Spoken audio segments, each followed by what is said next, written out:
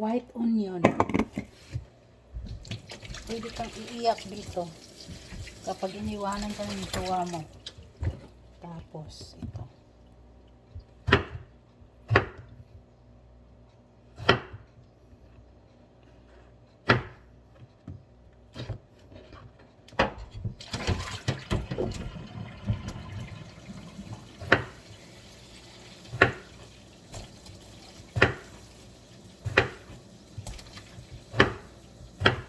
Hahaluan natin ito ng sa akin lang na version kasi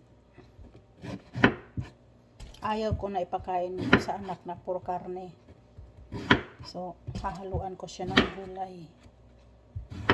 So ito lang ang halo, parang ano siya, beef stick, parang beef stick siya pero nilalagyan ko nito. May halo. Wala to sa ano ha. Wala to sa menu. Sa akin lang to na version.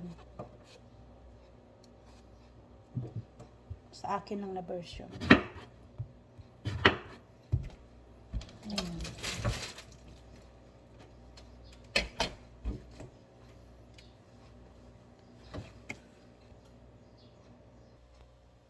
Yan, painitin natin tong ano. So, hindi natin lalagyan ng oil.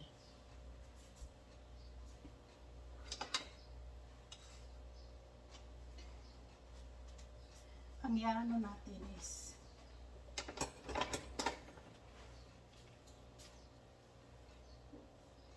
idirekta natin yung karne.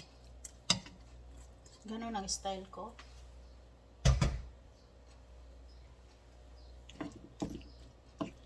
I-ano nyo, i-high-heat nyo.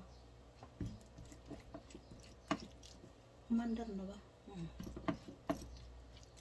Tatanggalin nyo ang ano, yung may tubig-tubig. Kasi, kapag hindi mo yan tinatanggal muna, hindi mo ma-dry, yung ano nyo is, yung maamoy, malangsa.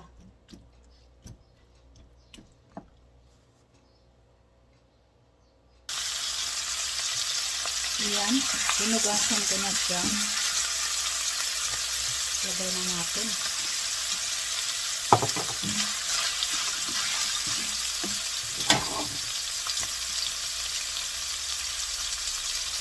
Ang style ko is titimplahan ko yung karne.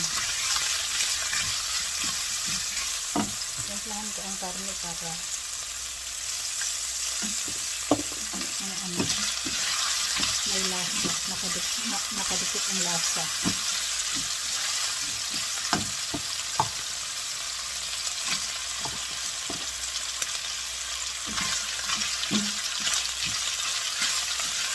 So, parang ano siya, beef stick. Beef stick po siya, pero nakaluan ko siya ng gulay.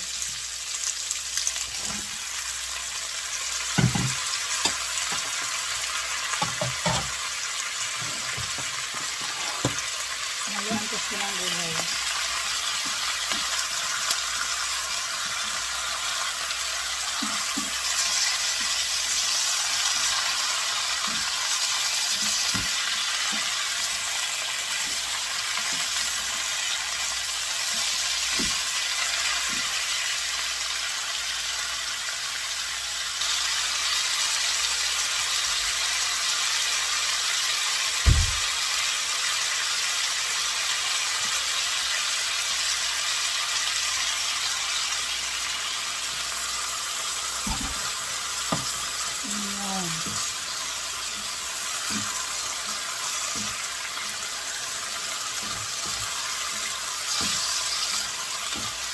Maganda. Lagyan natin siya ng ano tawag ito? Fabric powder. Hindi lang. Tipid tayo.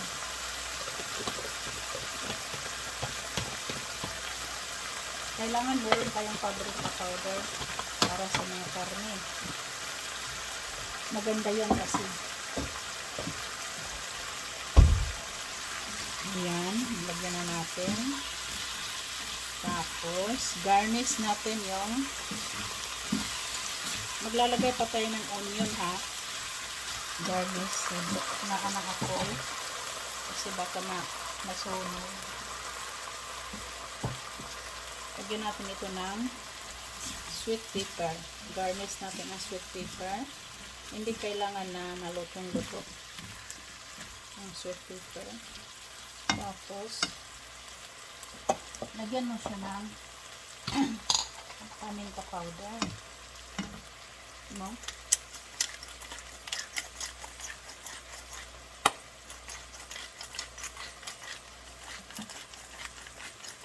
Huwag kayong bibili ng powder na paminta. Buo ang bibilhin nyo. Tapos isama na ninyo yung itong lagayan niya. Kasi mas mabango. Ayan. Namatay ata ang apoy. Okay. Tapos ito pa garnish.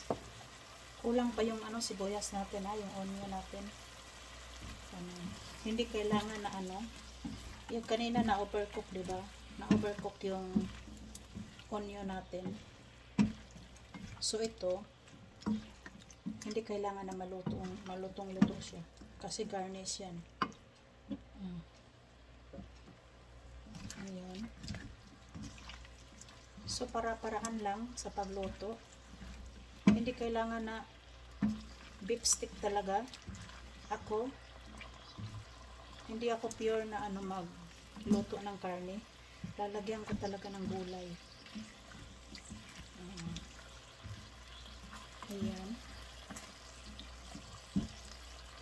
Kunti pa. Pag marami ang onion, mas masarap. Yung garlic ko kanina, isang bola yon. Isang bola ang nilagay ko. Ayan. So, titikman natin.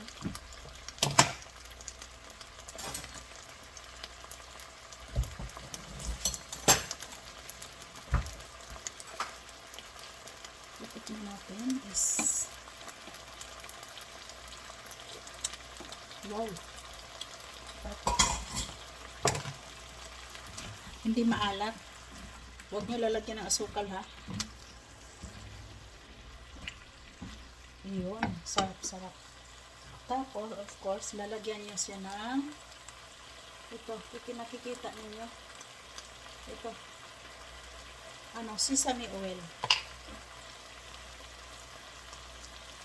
Sesame oil. Mga isang kutsara. Huwag marami kasi papait yan. Ayan. Sarap, no?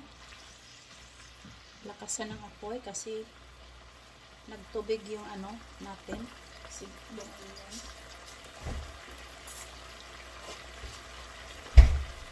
Tapos lalagyan ng sesame seed. Ayan, nakikita niyo. Sesame seed. Tapos ng ingredients natin. So, iyan natin medyo para sa akin medyo matabang kasi nagtubig yung natin.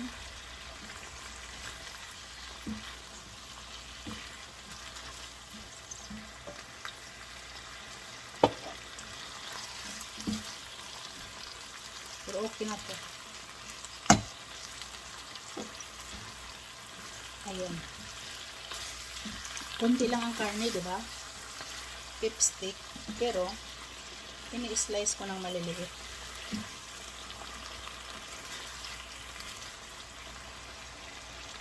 Ayan.